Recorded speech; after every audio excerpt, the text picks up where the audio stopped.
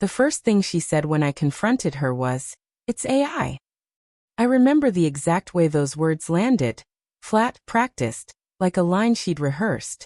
I stood in our kitchen, phone in my hand, the photo open for her to see. She didn't seem shocked or ashamed.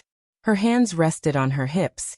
Her chin tilted in that way that always used to read as confidence but now felt like a dare. "Do you honestly think I'd be that careless?" she asked, slow and patronizing. "People make fake pictures all the time." I wanted to believe her.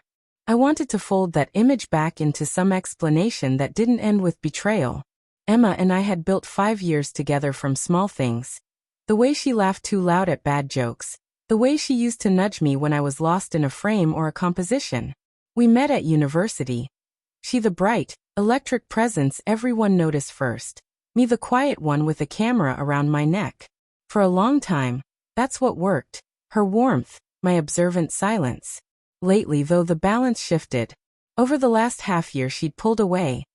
Late nights at work, her phone always angled away, conversations that ended in clipped answers. I told myself it was stress. I told myself a dozen excuses. But something in me had begun to sense distance. Then my friend sent the photo. It was taken at a bar. Emma, laughing, arm thrown around a man I didn't know. Their faces so close they blurred together. I felt my stomach drop the instant I saw it. When I showed her, I braced for a reaction. Embarrassment, denial, pleading. Instead she smirked and launched into deepfake theory like a practiced defense. "It's just a fake, Mark. You're letting paranoia run away with you." That dismissal cut deeper than the photograph. It wasn't the act itself that stung most. It was the attempt to erase my perception of reality.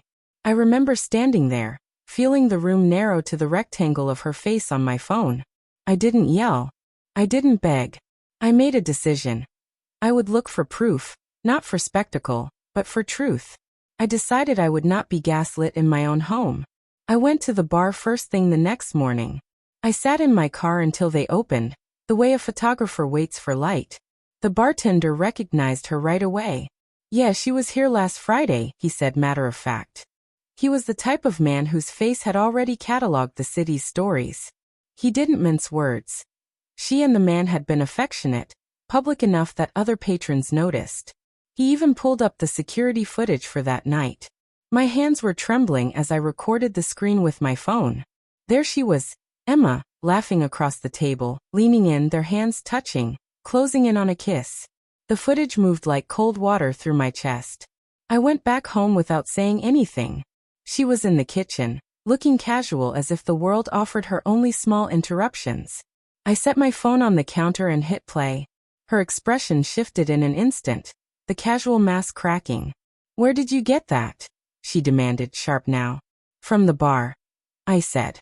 "From the people who remember you." For a long second she looked like a person caught mid-act. Then she laughed, a brittle sound, and shrugged. "So what? People kiss. That doesn't make it anything."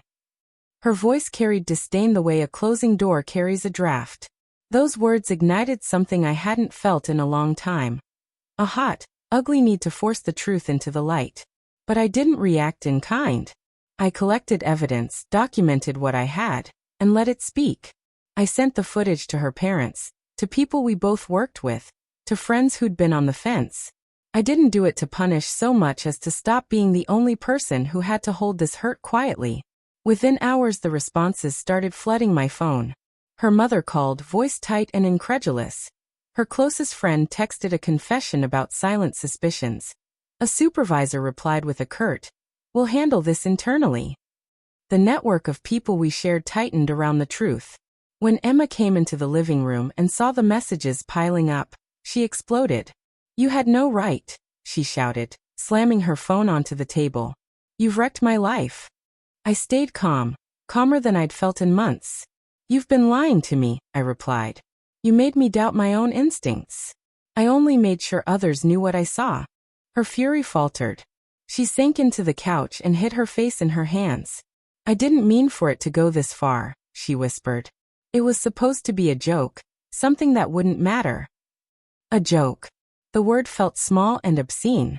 Cheating isn't a joke when the one you hurt has slept beside you for years, warmed your pillow, and believed in the story you were both writing. When she said, almost casually, that maybe if I weren't so boring she wouldn't have needed the thrill, something in me that had been wounded became resolute. There are ways to walk away from a marriage. Quietly, painfully, with a suitcase of memories. There are other ways, with a clean break, clear eyes, and no illusions. That night I packed. Not in a fury, not with the slamming of doors you see in movies. I folded shirts, grabbed essential things, zipped a bag with a tenderness that surprised me. When Emma looked up through wet eyes and asked if I was really leaving, I didn't try to convince her to stay. I didn't want more speeches or promises. I'm done being treated like I'm losing my mind, I said. I deserve someone who doesn't make a game of my trust.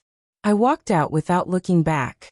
In the weeks after, the air around me felt different, lighter, even when the quiet was loud. Friends who had called me paranoid reached out with apologies and new empathy. The footage circulated enough that there was no room left for the alternative story. People chose their sides, and most of them chose mine. Emma's life shifted too. Word spread that she'd moved in with the man from the photo. Friends drifted away from her as easily as they had been drawn in. I felt neither triumph nor cruelty at that. Only an odd, steady relief. Standing alone in my new apartment one evening, sunlight angling through the blinds just right, I realized something that took longer to admit than I expected. The truth didn't just break things. It cleared them. What had been heavy and foggy and dangerous became clean edges and open air. The betrayal left a scar, but it also carved out space I hadn't known I needed. For the first time in a long time, I could breathe without the weight of doubt pressing at my lungs. The life I thought I'd lose turned out to be the one I couldn't keep anyway. And in losing it, I found, strangely, a kind of freedom.